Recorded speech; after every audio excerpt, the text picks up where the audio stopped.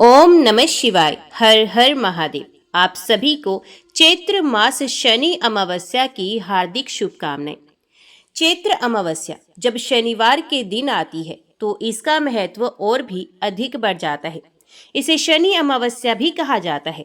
इस दिन शनि देव पितरों और भगवान शिव की पूजा करने से विशेष फल प्राप्त होता है। ये दिन पितृ दोष, शनि दोष और काल सर्प दोष को शांत करने के लिए उत्तम माना जाता है।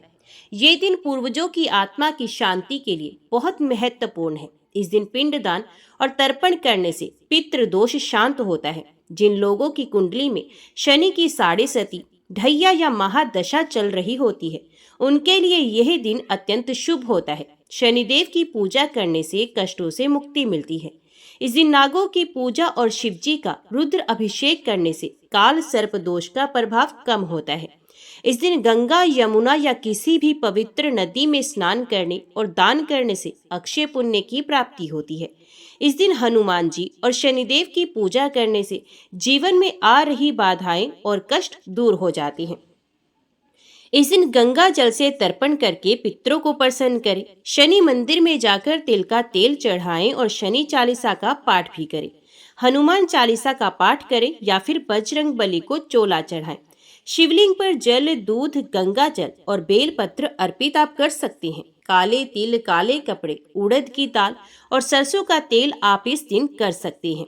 पीपल के पेड़ के नीचे सरसों के तेल का दीपक जलाना चाहिए और 7 बार परिक्रमा करनी चाहिए। ऐसा करने से आप शनि दोष, पितृ दोष और काल सर्प दोष को शांत कर सकते हैं। तो आज की वीडियो में आप सुनने वाले हैं शनि चैत्र अमावस्या की पौराणिक कथा। कहा जाता है कि महाभारत में भीष्म ने युधिष्ठिर को इस दिन का महत्व समझाते हुए कहा था कि इस दिन पवित्र नदियों में स्नान करने वाला मनुष्य समृद्ध, स्वस्थ और सभी दुखों से मुक्त होगा। ऐसा भी माना जाता है कि स्नान करने से पितरों की आत्माओं को शांति मिलती है। मरीचि के वंशज देवताओं के पितृगण जहाँ निवास करते हैं, वे लोग सोमपत के नाम से विख्यात है। देवता लोग उन पितरों का ध्यान किया करते हैं। वे यज्ञ परायण पितृगण अग्निश्वात नाम से प्रसिद्ध हैं। जहाँ वे रहते हैं वहीं अशोदा नाम की एक नदी प्रवाहित होती है, जो उन्हीं पितरों की मानसी कन्या है। प्राचीन काल में पितरों ने वहीं एक अशोध नामक सरोवर का भी निर्माण किया था। पूर्व काल में अशोदा ने 1 सहस्त्र दिव्य वर्षों तक घोर तपस्या की। उसकी तपस्या से संतुष्ट होकर पितृगण उसे वर प्रदान करने के लिए उसके समीप पधारे। वे सब के सब पितृ दिव्य रूपधारी थे। उनके शरीर पर दिव्य सुगंध का अनुलेप लगा हुआ था तथा गले में दिव्य पुष्प माला लटक रही थी। वे सभी नव युवक, बल संपन्न एवं कामदेव के सदृश सौंदर्यशाली थे। उन पितरों में अमावसु नामक पितृ को देखकर वर की अभिलाषा रखने वाली सुंदरी अशोदा व्यग्र हो उठी और उनके साथ रहने की याचना करने लगी।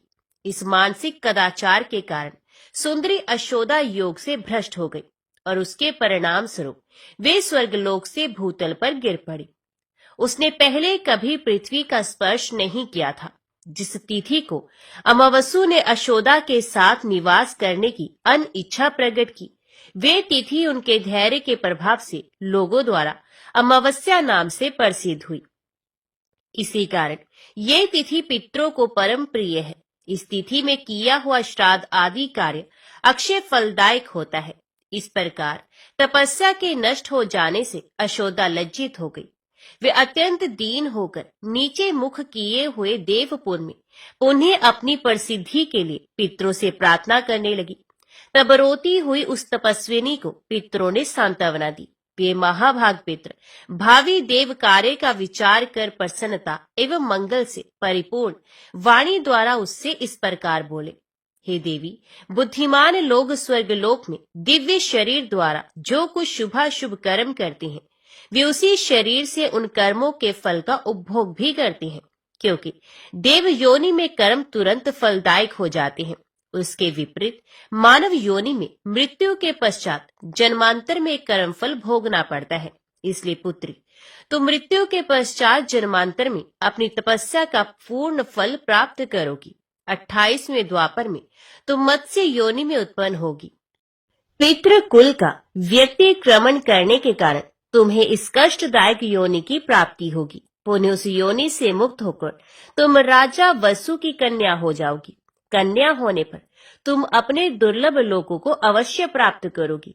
उस कन्यावस्था में तुम्हें बद्री बेर के वृक्षों से व्याप्त दीप में महर्षि प्राशर से एक ऐसे पुत्र की प्राप्ति होगी जो बद्रायण नाम से प्रसिद्ध होगा और कभी अपने कर्म से च्युत ना होने वाले नारायण का अवतार होगा। तुम्हारा वे पुत्र एक ही वेद को अनेक 4 भागों में विभक्त करेगा। तदंतर समुद्र के अंश से उत्पन्न हुए पूर्ववंशी राजा शांतनु के संयोग से तुम्हें विचित्र वीर एवं महाराज चिंद्रागत नामक 2 पुत्र प्राप्त होंगे। बुद्धिमान विचित्र वीर के 2 क्षेत्रज्ञ धृतराष्ट्र और पांडु पुत्रों को उत्पन्न कराकर तुम प्रोष्ठपदी भाद्रपद की पूर्णिमा और पौष कृष्ण अष्टमी आदि में अष्टकार रूप से पितृलोक में जन्म ग्रहण करोगी। इस प्रकार मनुष्यलोक में सत्यवती और पितृलोक में आयु एवं आरोग्य प्रदान करने वाली तथा नित्य संपूर्ण मनोवांछित फलों की प्रदात्री अष्टका नाम से तुम्हारी ख्याति होगी। कालांतर में तो मनुष्य लोक में नदियों में श्रेष्ठ पुण्य सलीला अशोदा नाम से नदी रूप में जन्म धारण करोगी। ऐसा कहकर पितरों का वे समुदाय वहीं अंतर ध्यान हो गया तथा अशोदा को अपने उन समस्त कर्म फलों की प्राप्ति हुई जो पहले कहे जा चुके हैं। कुरुक्षेत्र में कौशिक नामक एक धर्मात्मा महर्षि थे। उनके 7 पुत्र थे। उन पुत्रों के नाम कुछ इस प्रकार थे: सवस्रक, क्रोधन, हिंस्त्र, पिशुन, कवि, वाग्दुष्ट एवं पितृवती। पिता की मृत्यु के पश्चात वे सभी महर्षि गर्ग के शिष्य हुए। उस समय समस्त लोगों को भयभीत करने वाली महती अनावृष्टि हुई, जिसके कारण भीषण अकाल पड़ गया। इसी बीच वे सभी तपस्वी अपने गुरु गर्गाचार्य की आज्ञा से उनकी सेवा में लग गए। वहां वन में वे सभी भूख से अत्यंत पीड़ित हो गए। जब क्षुधा शांति का कोई अन्य उपाय नहीं सूझा, तब छोटे भाई पितृव्रती ने श्राद्ध कर्म करने की सम्मति दी। बड़े भाइयों द्वारा अच्छा ऐसा ही करो ऐसी आज्ञा पाकर पितृव्रती ने सम्माहित चित्त होकर श्राद्ध का उपकर्म आरंभ किया। उस समय उसने छोटे बड़े के क्रम से 2 भाइयों को देव कार्य में, 3 को पितृ कार्य में और 1 को अतिथि रूप में नियुक्त किया तथा स्वयं श्राद्ध कर्ता बन गया। इस प्रकार पितृप्रायण पितृव्रती ने पितरों का स्मरण करते हुए मंत्रोच्चारण पूर्वक श्राद्ध कार्य संपन्न किया।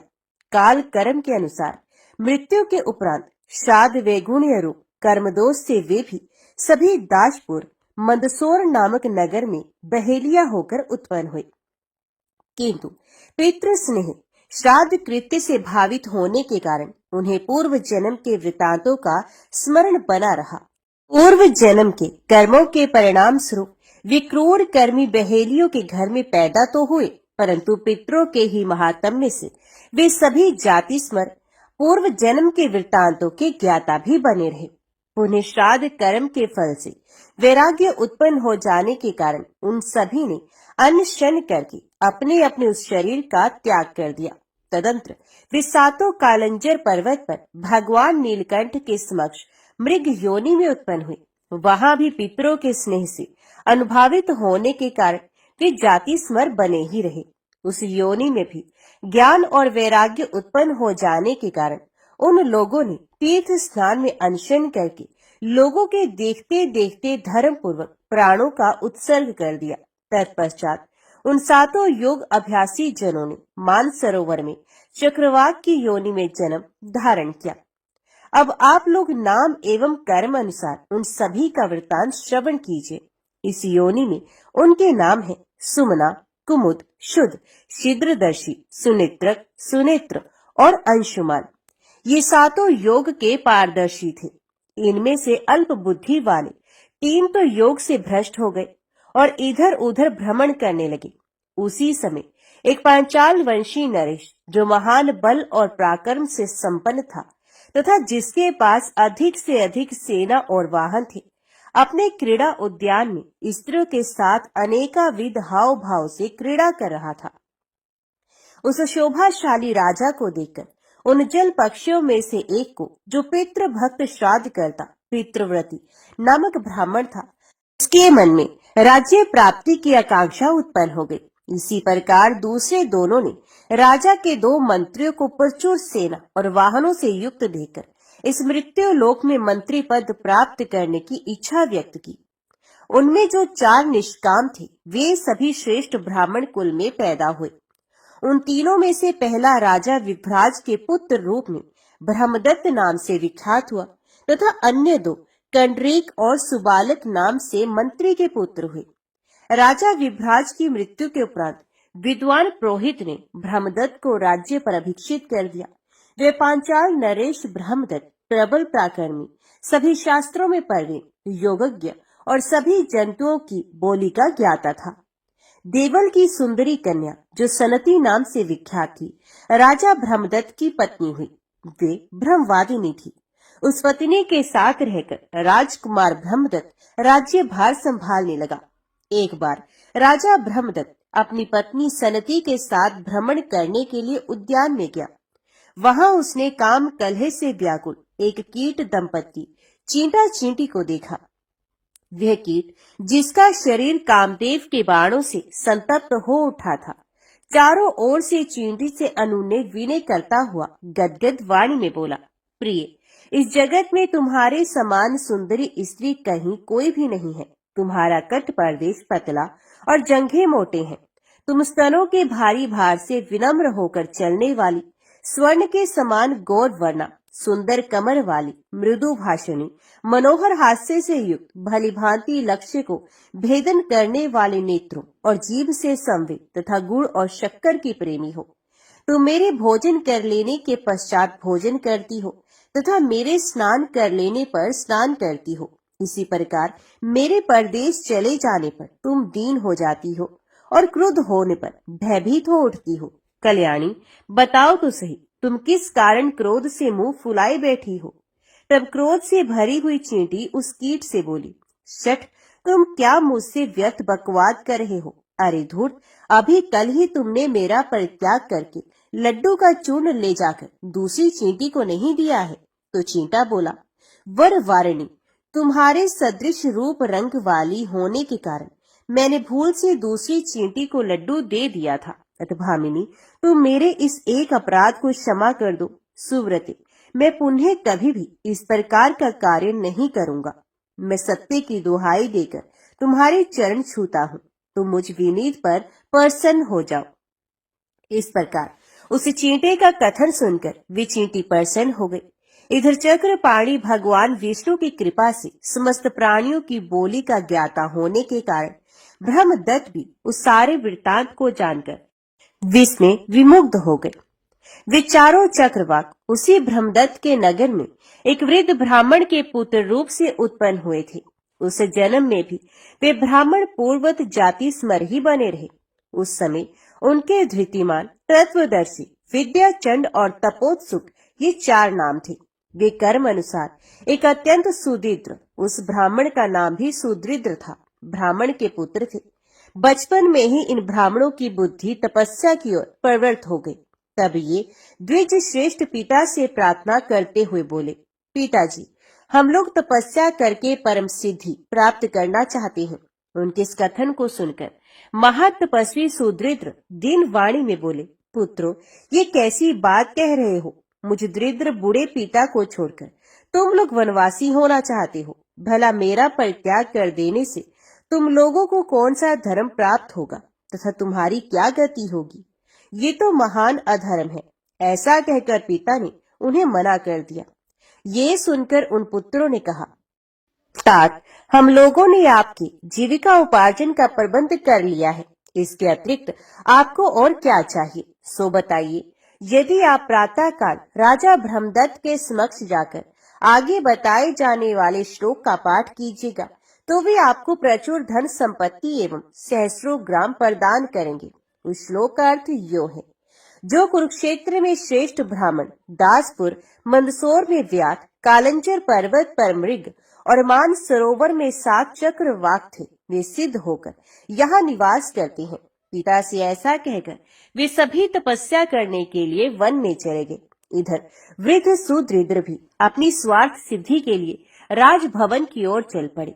अब ब्रह्मदत्त की उत्पत्ति कथा बताते हैं।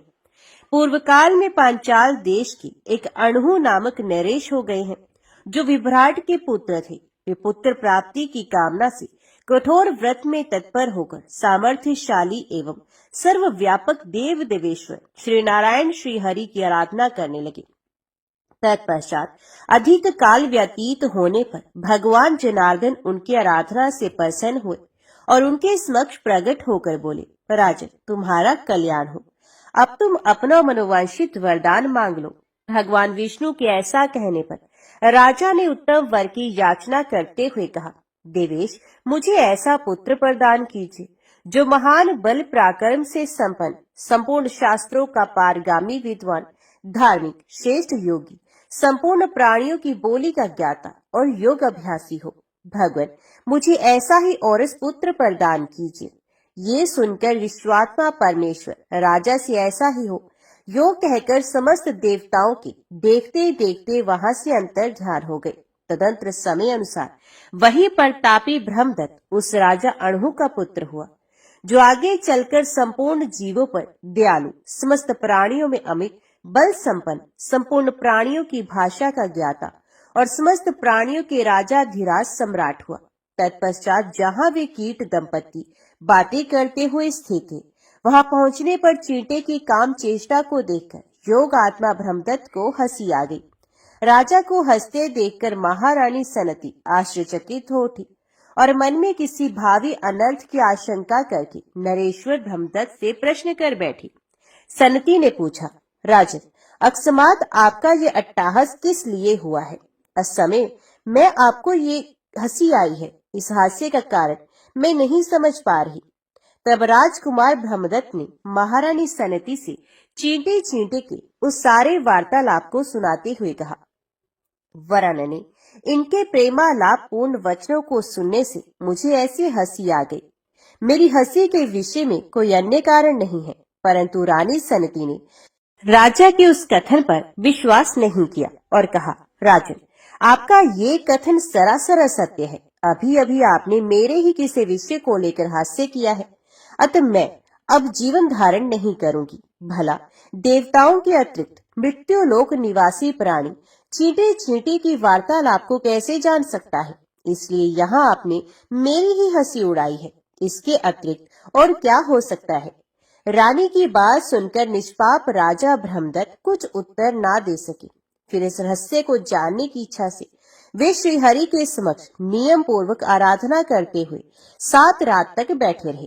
अंत में भगवान ऋषिकेश ने स्वप्न में राजा से कहा, राजन, प्रातः काल तुम्हारे नगर में घूमता हुआ एक वृद्ध ब्राह्मण जो कुछ कहेगा, उसके उन वचनों से तुम्हें सारा रहस्य ज्ञात हो जाएगा।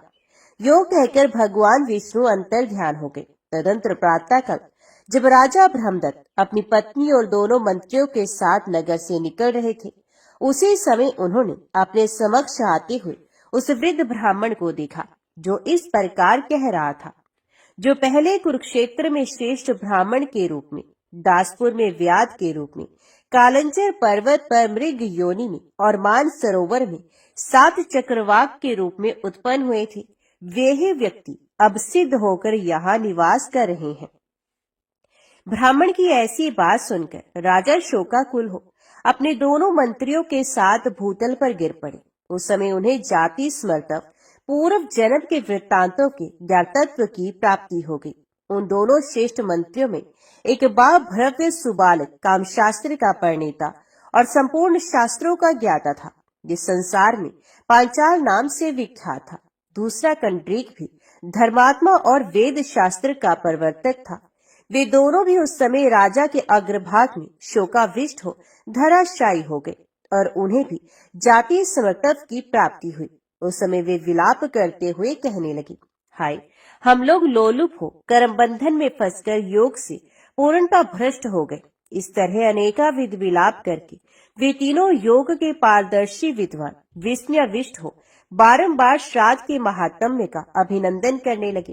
तत्पश्चात राजा ने उस ब्राह्मण को अनेक गांवों सहित प्रचुर धन संपत्ति प्रदान की। इस प्रकार धन की प्राप्ति से हर्षित हुए उस वृद्ध ब्राह्मण को विदा कर राजा ब्रह्मदत्त ने राज लक्षणों से युक्त अपने विश्वक्सेन नामक और उस पुत्र को राज्य पर अभिषिक्त कर दिया और स्वयं जंगल की राह ली। तदंतर ब्रह्मदत्त आदि वे सभी श्रेष्ठ योगी मत्स्य रहित एवं पितृभक्त होकर उस मान सरोवर में परस्पर आ मिले। सनती का अमर्ष गल गया और वे राजा से कहने लगी, राजा, आप जो ये अभिलाषा कर रहे हैं वे सब राज्य त्याग का ही परिणाम है और निश्चय ही मेरे द्वारा घटित हुआ है। राजा ने तथेति ऐसा ही है कहकर उसकी बात को स्वीकार किया और पुनः उसका अभिनंदन करते हुए कहा, ये तुम्हारी ही कृपा है जो मुझे ये सारा फल प्राप्त हो रहा है। तदंतर वे सभी वनवासी योग का आश्रय लेकर अपने तपोबल के प्रभाव से ब्रह्मरंध्र द्वारा प्राण त्याग करके परम पद को प्राप्त हो गए। इस प्रकार प्रसन्न हुए पितामह पितृलोक मनुष्यों को आयु, धन, विद्या, स्वर्ग, मोक्ष, सुख, पुत्र और राज्य प्रदान करती हैं।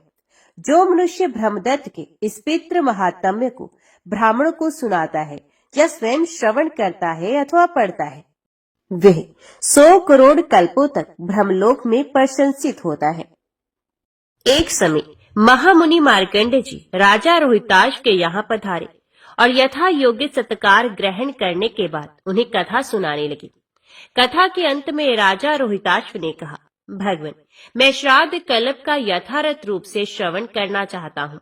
मार्कंडेय जी बोले, राजन, यही बात आनर्त नरेश ने भद्रयज्ञ से पूछी थी, वही प्रसंग सुनाता हूँ। आनर्त ने पूछा, ब्राह्मण, श्राद्ध के लिए कौन सा समय विहित है? श्राद्ध उपयोगी द्रव्य कौन से हैं? श्राद्ध के लिए कौन कौन सी वस्तुएं पवित्र मानी गई हैं? कैसे ब्राह्मण श्राद्ध कर्म में सम्मिलित करने योग्य हैं और कैसे ब्राह्मण त्याज्य माने गए हैं? भद्रयज्ञ ने कहा, राजन, विद्वान पुरुष को अमावस्या के दिन अवश्य श्राद्ध करना चाहिए। क्षुधा से शीर्ण हुए पितृ श्राद्ध अन्न की आशा से अमावस्या तिथि के आने की प्रतीक्षा करते रहते हैं। जो अमावस्या तिथि को जल या शाक से भी श्राद्ध करता है उसके पितृ तृप्त होते हैं और उसके समस्त पातकों का नाश हो जाता है। आनर्त ने पूछा, ब्राह्मण, विशेषत अमावस्या को श्राद्ध करने का विधान क्यों है? मरे हुए जीव तो अपने कर्म अनुसार शुभाशुभ गति को प्राप्त होते हैं, फिर श्राद्ध काल में वे अपने पुत्र के घर कैसे पहुंच पाते हैं?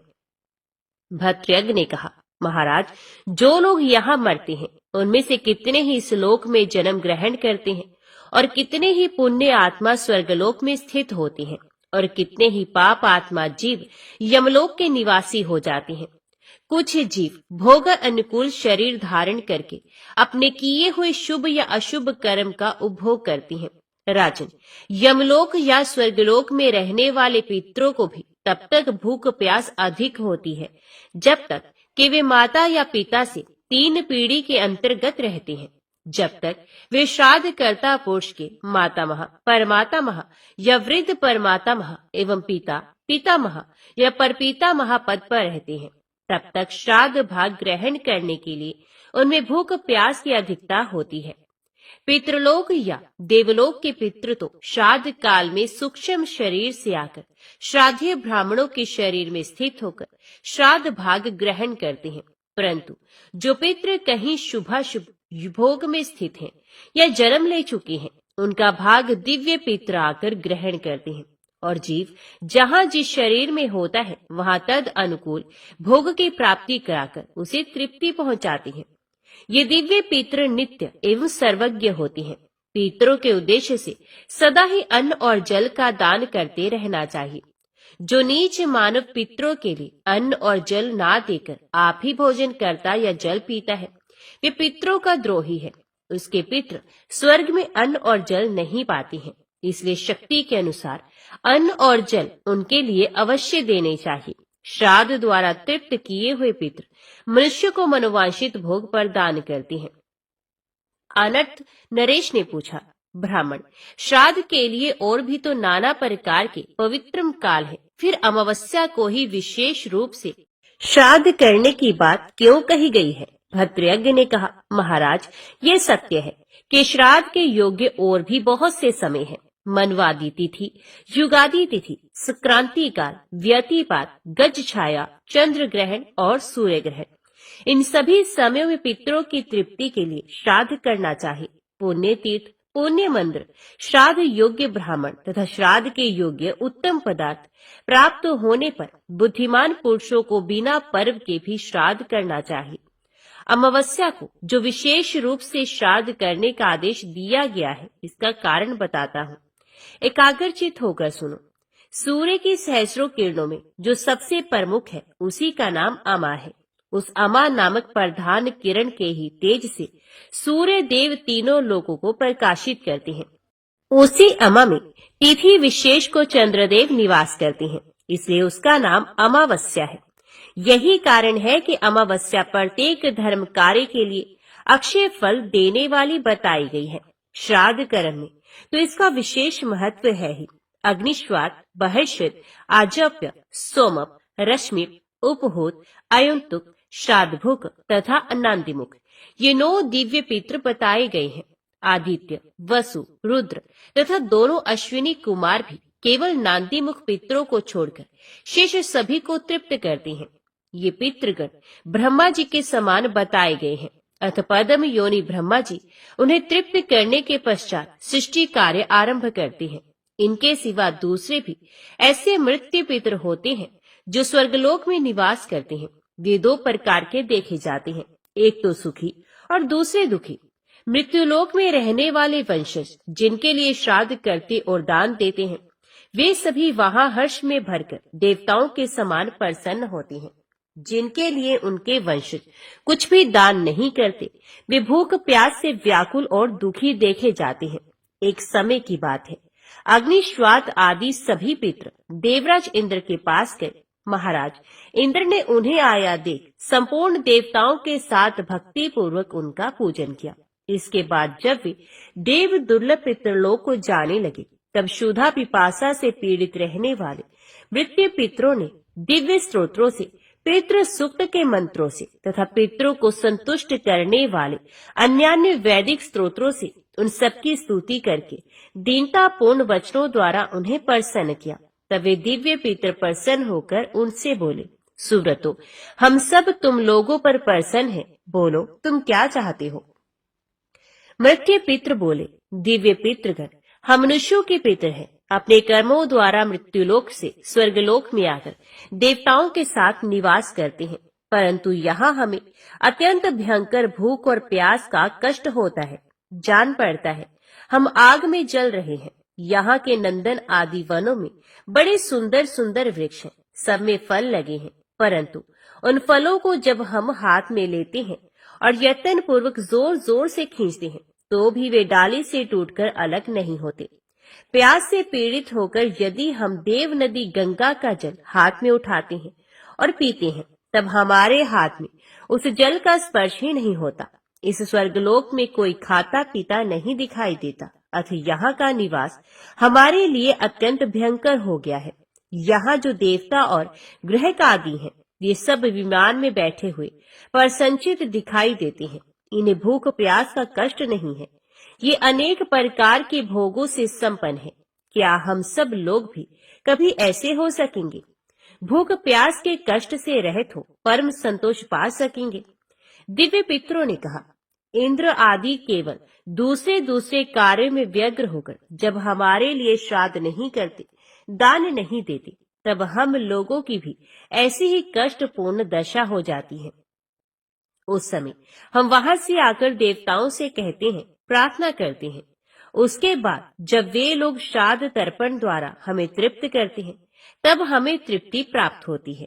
इसी प्रकार तुम लोगों के जो वंशज एकाग्रचित हो तुम्हारे लिए श्राद्ध का दान देते हैं, उससे तुम लोग भी क्यों नहीं तृप्त होगे?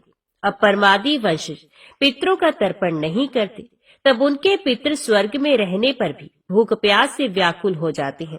फिर जो यमलोक में पड़े हुए हैं, उनके कष्ट का तो कहना ही क्या। इतना कहकर दिव्य पितरों ने मृत्यु पितरों को साथ में ब्रह्मा जी के समीप गमन किया और उनकी तथा अपनी शाश्वत तृप्ति के लिए उपाय पूछा। तब ब्रह्मा जी ने कहा, पितरों, यदि मनुष्य पिता, पितामह और परपितामह के उद्देश्य से तथा मातामह, परमातामह और वृद्ध परमातामह के उद्देश्य से श्राद्ध तर्पण करेंगे, तो उतने से ही उनके पिता और मातामह से लेकर मुझ तक सभी पितृ तृप्त हो जाएंगे।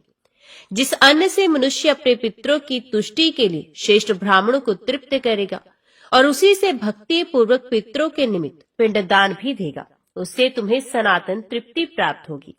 अमावस्या के दिन वंशजों द्वारा श्राद्ध और पिंड पाकर पितरों को 1 मास तक तृप्ति बनी रहेगी। सूर्यदेव की कन्या राशि पर स्थित रहते समय अश्विन कृष्ण पक्ष, पितृपक्ष या महालय में जो मनुष्य मृत्यु तिथि पर पितरों के लिए श्राद्ध करेंगे, उनके श्राद्ध से पितरों को 1 वर्ष तक तृप्ति बनी रहेगी। उस समय शाक के द्वारा भी जो तुम्हारा श्राद्ध नहीं करेगा, वे धनहीन चांडाल होगा। जो मनुष्य उसके साथ बैठना, सोना, खाना, पीना, छूना, छुलाना अथवा वार्तालाप आदि व्यवहार करेंगे, वे भी महापापी माने जाएंगे। उनके संतान की वृद्धि नहीं होगी, किसी प्रकार भी उन्हें सुख और धन धान्य की प्राप्ति नहीं होगी। यदि मनुष्य गया शीर्ष में जाकर 1 बार भी श्राद्ध कर देंगे, तो उसके प्रभाव से तुम सभी पितृ सदा के लिए तृप्त हो जाओगे। भद्रयज्ञ कहते हैं, राजन, ऐसा जानकर विज्ञ पुरुष को चाहिए कि पितरों को तृप्त करने की इच्छा रखकर वे उक्त समयों में श्राद्ध अवश्य करें। इहलोक और परलोक में उसकी उन्नति चाहने वाले पुरुष को विशेषित गया शीर्ष में जाकर श्राद्ध करना चाहिए। जो मनुष्य अमावस्या के दिन श्राद्ध नहीं करता, उसके पितृ भूख प्यास से पीड़ित हो बहुत दुखी होते हैं। मन ही मन तृप्ति की अभिलाषा रखकर वे प्रेत पक्ष की प्रतीक्षा करते रहते हैं। ठीक उसी तरह जैसे किसान लोग रात दिन वर्षा की राह देखते हैं। पितृ पक्ष बीत जाने पर भी जब उन्हें श्राद्ध का अन्न नहीं मिलता, तब वे जब तक कन्या राशि पर सूर्य रहते हैं, तब तक अपनी संतानों द्वारा किए हुए श्राद्ध की प्रतीक्षा करते रहते हैं। उसके भी बीत जाने पर कुछ पितृ तुला राशि के सूर्य तक पूरे कार्तिक मास में अपने वंशजों द्वारा किए जाने वाले श्राद्ध की राह देखते हैं। जब सूर्य देव वृश्चिक राशि पर चले जाते हैं, तब वे पितृ दीन एवं निराश होकर अपने स्थान पर लौट जाते हैं। राजन, इस प्रकार पूरे 2 मास तक भूख प्यास से व्याकुल पितृ वायु रूप में आकर घर के दरवाजों पर खड़े रहते हैं। जब तक कन्या और तुला पर सूर्य रहते हैं, तब तक तथा अमावस्या के दिन सदा पितरों के लिए श्राद्ध करना चाहिए। विशेष तिल और जल की अंजलि देनी चाहिए। कन्या और तुला में श्राद्ध ना हो तो अमावस्या को अवश्य करें। वे भी ना हो तो 1 बार गया जी में आकर श्राद्ध कर दें, जिससे नित्य श्राद्ध का फल प्राप्त होता है। श्री पार्वती जी ने भगवान महादेव से कहा, भगवान, आप सत तत्वों के ज्ञाता हैं। आपकी कृपा से मुझे श्री विष्णु संबंधी नाना प्रकार के धर्म सुनने को मिले, जो समस्त लोक का उद्धार करने वाले हैं। देवेश, अब मैं गीता का महात्म्य सुनना चाहती हूँ, जिसका श्रवण करने से श्री हरि में भक्ति बढ़ती है। श्री महादेव जी बोले, जिनका श्री विग्रह अलसी के फूल की भांति श्याम वर्ण का है, पक्षी राज गरुड़ ही जिनके वाहन है, जो अपनी महिमा से कभी च्युत नहीं होते तथा शेषनाग की शैया पर शयन करते हैं, उन भगवान महाविष्णु की हम उपासना करते हैं। एक समय की बात है, मुर्दैत्य के नाशक भगवान विष्णु शेषनाग के रमणीय आसन पर सुखपूर्वक विराजमान थे। उस समय समस्त लोगों को आनंद देने वाली भगवती लक्ष्मी ने आदर पूर्वक प्रश्न किया, भगवान, आप संपूर्ण जगत का पालन करते हुए भी अपने ऐश्वर्य के प्रति उदासीन से होकर जिस क्षीर सागर में नींद ले रहे हैं, इसका क्या कारण है? श्री भगवान बोले, सुमुखी, मैं नींद नहीं लेता हूँ, अपितु तत्व का अनुसरण करने वाली अंतर्दृष्टि के द्वारा अपने ही माहेश्वर तेज का साक्षात्कार कर रहा हूँ। देवी, ये वही तेज है जिसका योगी पुरुष कुशाग्र बुद्धि के द्वारा अपने अंतकरण में दर्शन करते हैं तथा जिसे मीमांसक विद्वान वेदों का सार तत्व निश्चित करते हैं। वे माहेश्वर तेज एक अजर प्रकाश स्वरूप आत्म रूप रोग शोक से रहित अखंड आनंद का पुंज निर्हित तथा द्वैत रहित है। इस जगत का जीवन उसी के अधीन है, मैं उसी का अनुभव करता हूँ। देवी, यही कारण है कि मैं तुम्हें नींद लेता हुआ सा प्रतीत हो रहा हूँ। माता लक्ष्मी ने कहा, ऋषिकेश, आप ही योगी पुरुषों के ध्येय हैं। आपके अतिरिक्त भी कोई ध्यान करने योग्य तत्व है? ये जानकर मुझे बड़ा कौतूहल हो रहा है। इस चराचर जगत की सृष्टि और संहार करने वाले स्वयं आप ही हैं। आप सर्व समर्थ हैं। इस प्रकार की स्थिति में होकर भी यदि आप उस परम तत्व से भिन्न हैं, तो मुझे उसका बोध कराइए। श्री भगवान बोले, प्रिय, आत्मा का स्वरूप द्वैत और अद्वैत से पृथक, भाव और अभाव से मुक्त तथा आदि और अंत से रहित है। शुद्ध ज्ञान के प्रकार से उपलब्ध होने वाला तथा परम आनंद स्वरूप होने के कारण एकमात्र सुंदर है। यही मेरा ईश्वरीय रूप है। आत्मा का एकता भी सबके द्वारा जानने योग्य है। गीता शास्त्र में इसी का प्रतिपादन हुआ है। अमित तेजस्वी भगवान श्री विष्णु के ये वचन सुनकर देवी लक्ष्मी ने शंका उपस्थित करते हुए कहा, भगवान, यदि आपका स्वरूप स्वयं परम आनंद में और मन वाणी की पहुंच के बाहर है, तो गीता कैसे उसका बोध कराती है? मेरे इस संदेह का आप निवारण कीजिए। श्री भगवान बोले, सुंदरी सुनो, मैं गीता में अपनी स्थिति का वर्णन करता हूँ। कर्मश 5 अध्यायों को तुम 5 मुख जानो, 10 अध्यायों को 10 भुजाएं समझो तथा 1 अध्याय को उदर और 2 अध्यायों को दोनों चरण कमल जानो। इस प्रकार ये 18 अध्यायों की वारंगमय ईश्वरीय मूर्ति समझनी चाहिए। ये ज्ञान मात्र से ही महान पातकों का नाश करने वाली है। जो उत्तम बुद्धि वाला पुरुष गीता के 1 या आधे अध्याय का अथवा 1 या आधे या चौथाई श्लोक का भी प्रतिदिन अभ्यास करता है, वे सुशर्मा के समान मुक्त हो जाता है। श्री लक्ष्मी जी ने पूछा, देव, ये सुशर्मा कौन था? किस जाति का था और किस कारण से उसकी मुक्ति हुई?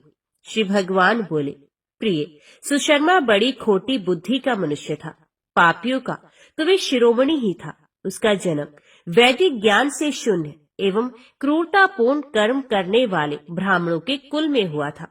वे ना ध्यान करता था, न ही जप, न होम करता, न अतिथियों का सत्कार। वे लंपट होने के कारण सदा विषयों के सेवन में ही आसक्त रहता था। हल जोतता और पत्ते बेचकर जीविका चलाता था। उसे मदिरा पीने का व्यसन था तथा वे मांस भी खाता था। इस प्रकार उसने अपने जीवन का दीर्घ काल व्यतीत कर दिया। एक दिन मूढ़ बुद्धि सुशर्मा पत्ते लाने के लिए किसी ऋषि की वाटिका में घूम रहा था। इसी बीच में काल रूपधारी काले सांप ने उसे डस लिया। सुशर्मा की मृत्यु हो गई। तदंतर वे अनेक नरकों में जा वहां की यातनाएं भोगकर मृत्यु लोक में लौट आया और यहाँ बोझ ढोने वाला बैल हुआ। उस समय किसी पंगु ने अपने जीवन को आराम से व्यतीत करने के लिए उसे खरीद लिया। बैल ने अपनी पीठ पर पंगु का भार ढोते हुए बड़े कष्ट से 7-8 वर्ष बिताए। एक दिन पंगु ने किसी ऊंचे स्थान पर बहुत देर तक बड़ी तेजी के साथ उस बैल को घुमाया। इससे वे थक कर बड़े वेग से पृथ्वी पर गिरा और मूर्छित हो गया। उस समय वहां कौतूहलवश आकृष्ट हो बहुत से लोग एकत्रित हो गए। उस जन समुदाय में से किसी पुण्यात्मा व्यक्ति ने उस बैल का कल्याण करने के लिए उसे अपना पुण्य दान किया। तत्पश्चात कुछ दूसरे लोगों ने भी अपने अपने पुण्य को याद करके उन्हें उसके लिए दान कर दिया। उस भीड़ में एक वैश्या भी खड़ी थी। उसे अपने पुण्य का पता नहीं था, तो भी उसने लोगों की देखा देखी उस बैल के लिए कुछ त्याग कर दिया। तदंतर यमराज के दूत उस मरे हुए प्राणी को पहले यमपुरी में ले गए। वहां ये विचार कर कि ये वैश्या के दिए हुए पुण्य से पुण्यवान हो गया है, उसे छोड़ दिया गया। फिर वे भूलोक में आकर उत्तम कुल और शील वाले ब्राह्मणों के घर में उत्पन्न हुआ। उस समय भी उसे अपने पूर्व जन्म की बातों का स्मरण बना रहा। बहुत दिनों के बाद अपने अज्ञान को दूर करने वाले कल्याण तत्व का जिज्ञासु होकर वे उस वैश्य के पास गया और उसके दान की बात बताते हुए उसने पूछा, तुमने कौन सा पुण्य दान किया था? वैश्य ने उत्तर दिया, वे पिंजरे में बैठा हुआ तोता प्रतिदिन कुछ पढ़ता रहता है, उससे मेरा अंतकरण पवित्र हो गया। उसी का पुण्य मैंने तुम्हारे लिए दान किया था। इसके बाद उन दोनों ने तोते से पूछा। तब उस तोते ने अपने पूर्व जन्म का स्मरण करके प्राचीन इतिहास कहना आरंभ किया। शुक बोला, पूर्व जन्म में मैं विद्वान होकर भी विद्वता के अभिमान से मोहित रहता था। मेरा राग द्वेष इतना बढ़ गया था कि मैं गुणवान विद्वानों के प्रति भी ईर्ष्या भाव रखने लगा। फिर समय अनुसार मेरी मृत्यु हो गई और मैं उन को घृणित लोकों में भटकता रहा। उसके बाद इस लोक में आया। सदगुरु की अत्यंत निंदा करने के कारण तोते के कुल में मेरा जन्म हुआ। पापी होने के कारण छोटी अवस्था में ही मेरे माता पिता से वियोग हो गया। एक दिन मैं ग्रीष्म ऋतु में तपे हुए मार्ग पर पड़ा था। वहां से कुछ श्रेष्ठ मुनि मुझे उठा लाए और महात्माओं के आश्रम के भीतर एक पिंजरे में उन्होंने मुझे डाल दिया। वहीं मुझे पढ़ाया गया। ऋषियों के बालक बड़े आदर के साथ गीता के प्रथम अध्याय की आवृत्ति करते थे। उन्हीं से सुनकर मैं भी बारंबार पाठ करने लगा। इसी बीच में एक चोरी करने वाले बहेलिये ने मुझे वहां से चुरा लिया। तत्पश्चात इस देवी ने मुझे खरीद लिया। यही मेरा वृत्तांत है, जिसे मैंने आप लोगों से बता दिया। पूर्व काल में मैंने इस प्रथम अध्याय का अभ्यास किया था, जिससे मैंने अपने पाप को दूर किया है। फिर उसी से इस वैश्य का भी अंतकरण शुद्ध हुआ है और उसी के पुण्य से ये द्विजश्रेष्ठ सुशर्मा भी पाप मुक्त हुए हैं।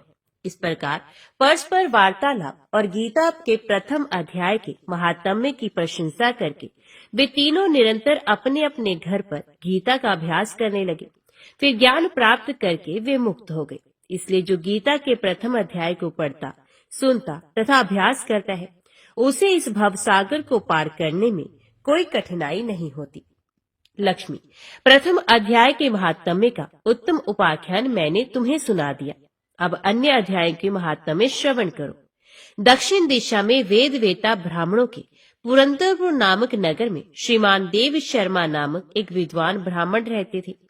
वे अतिथियों के पूजक, स्वाध्यायशील, वेद शास्त्रों के विशेषज्ञ, यज्ञों का अनुष्ठान करने वाले और तपस्वियों के सदा ही प्रिय थे। उन्होंने उत्तम द्रव्यों के द्वारा अग्नि में हवन करके दीर्घ काल तक देवताओं को तृप्त किया, किंतु उन धर्मात्मा ब्राह्मण को कभी सदा रहने वाली शांति नहीं मिली। वे परम कल्याण में तत्व का ज्ञान प्राप्त करने की इच्छा से प्रतिदिन प्रचुर सामग्रियों के द्वारा सत्य संकल्प वाले तपस्वियों की सेवा करने लगे।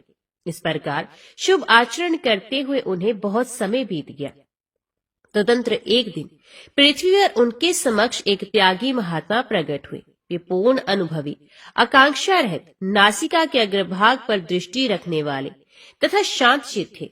निरंतर परमात्मा के चिंतन में संलग्न हो वे सदा आनंद विभोर रहते थे।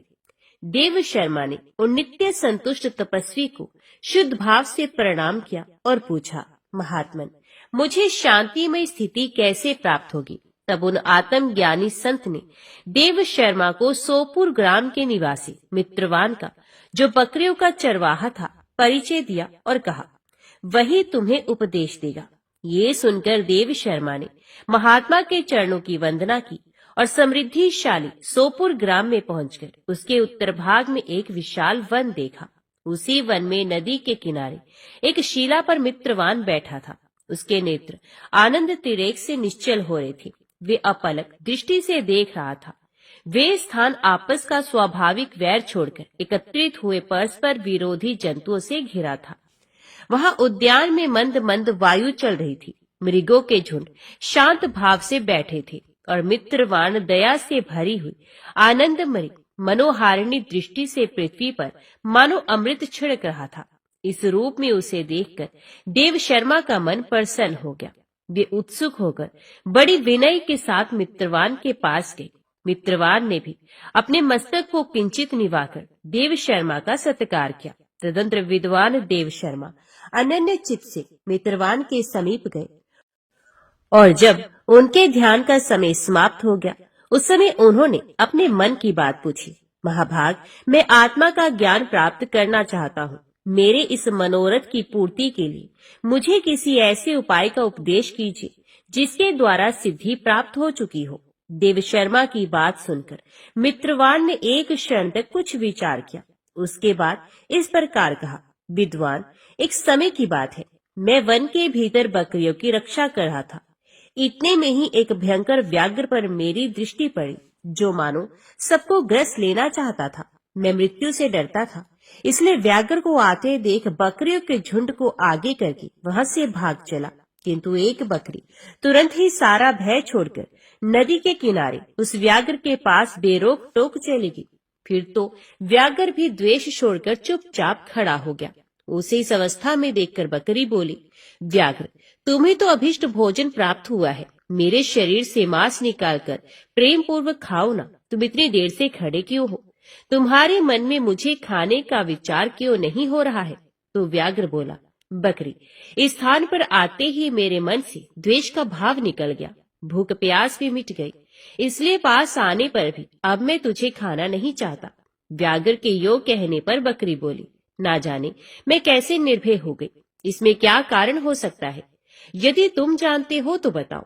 ये सुनकर व्याघ्र ने कहा, मैं भी नहीं जानता, चलो सामने खड़े हुए इन महापुरुष से पूछें। ऐसा निश्चय करके वे दोनों वहां से चल दिए। उन दोनों के स्वभाव में ये विचित्र परिवर्तन देखकर मैं बहुत विस्मय में पड़ा था। इतने में ही उन्होंने मुझे से आकर प्रश्न किया। वह वृक्ष की शाखा पर एक वानर राज रहता था। उन दोनों के साथ मैंने भी वानर राज से पूछा। विप्रवर, मेरे पूछने पर वानर राज ने आदरपूर्वक कहा, अजापाल सुनो, इस विषय में मैं तुम्हें प्राचीन वृत्तांत सुनाता हूँ। ये सामने वन के भीतर जो बहुत बड़ा मंदिर है उसकी ओर देखो। इसमें ब्रह्मा जी का स्थापित किया हुआ शिवलिंग है। पूर्व काल में यहाँ सुकर्मा नामक एक बुद्धिमान महात्मा रहते थे, जो तपस्या में संलग्न होकर इस मंदिर में उपासना करते थे। वे वन में से फूलों का संग्रह करके लाते और नदी के जल से पूजनीय भगवान शंकर को स्नान कराकर उन्हीं से उनकी पूजा किया करते थे। इस प्रकार आराधना का कार्य करते हुए सुकर्मा यहाँ निवास करते थे। बहुत समय के बाद उनके समीप किसी अतिथि का आगमन हुआ। सुकर्मा ने भोजन के लिए फल लाकर अतिथि को अर्पण किया और कहा, विद्वान, मैं केवल तत्वज्ञान की इच्छा से भगवान शंकर की आराधना करता हूँ। आज इस आराधना का फल परिपक्व होकर मुझे मिल गया, क्योंकि इस समय आप जैसे महापुरुष ने मुझ पर अनुग्रह किया है। सुकर्मा के ये मधुर वचन सुनकर तपस्या के धनी महात्मा अतिथि को बड़ी प्रसन्नता हुई। उन्होंने एक शिलाखंड पर गीता का दूसरा अध्याय लिख दिया और ब्राह्मण को उसके पाठ एवं अभ्यास के लिए आज्ञा देते हुए कहा, ब्राह्मण, इससे तुम्हारा आत्मज्ञान संबंधी मनोरथ अपने आप सफल हो जाएगा। यो कहकर वे बुद्धिमान तपस्वी सुकर्मा के सामने ही उनके देखते देखते अंतर ध्यान हो गए। सुकर्मा विस्मित होकर उनके आदेश के अनुसार निरंतर गीता के द्वितीय अध्याय का अभ्यास करने लगे। तदंतर दीर्घकाल के पश्चात अंतकरण शुद्ध होकर उन्हें आत्मज्ञान की प्राप्ति हुई। फिर वे जहाँ जहाँ भी गए वहाँ का तपोवन शांत हो गया। उनमें शीत उष्ण और राग द्वेष आदि की बाधाएं दूर हो गई। इतना ही नहीं, उन स्थानों में भूख प्यास का कष्ट भी जाता रहा तथा भय का सर्वथा अभाव हो गया। ये सब द्वितीय अध्याय का जप करने वाले सुकर्मा ब्राह्मण की तपस्या का ही प्रभाव समझो। मित्रवान कहता है, वानर राज के योग कहने पर मैं प्रसन्नता पूर्वक बकरी और व्याघ्र के साथ उस मंदिर की ओर गया, जहाँ जाकर शिलाखंड पर लिखे हुए गीता के द्वितीय अध्याय को मैंने देखा और पढ़ा। उसी की आवृत्ति करने से मैंने तपस्या का पार पा लिया है। अतः भद्रपुरुष, तुम भी सदा द्वितीय अध्याय की ही आवृत्ति किया करो। ऐसा करने पर मुक्ति तुमसे दूर नहीं रहेगी। श्री भगवान कहते हैं, प्रिय मित्रवान के इस प्रकार आदेश देने पर देव शर्मा ने उसका पूजन किया और उसे प्रणाम करके पुरंदरपुर की राह ली। वहाँ किसी देवालय में पूर्वोक्त आत्मज्ञानी महात्मा को पाकर उन्होंने ये सारा वृतांत निवेदन किया और सबसे पहले उन्हीं से द्वितीय अध्याय को पढ़ा। उनसे उपदेश पाकर शुद्ध अंतकरण वाले देव शर्मा प्रतिदिन बड़ी श्रद्धा के साथ द्वितीय अध्याय का पाठ करने लगे। तब से उन्होंने प्रशंसा के योग्य परम पद को प्राप्त कर लिया। ओम नमो भगवते वासुदेवाय नमः। आज की वीडियो में इतना ही। उम्मीद करती हूँ वीडियो आपको पसंद आई होगी। वीडियो पसंद आई हो तो वीडियो को लाइक और चैनल को सब्सक्राइब जरूर कीजिएगा। जय श्री हरि लिखकर कमेंट बॉक्स में अपनी हाजिरी और अपने सुझाव देना ना भूलेगा। तो मिलते हैं अगली कथा अगली वीडियो के साथ। तब तक के लिए देखते व सुनते रहिए। जय माता कंजर, जय माता दी।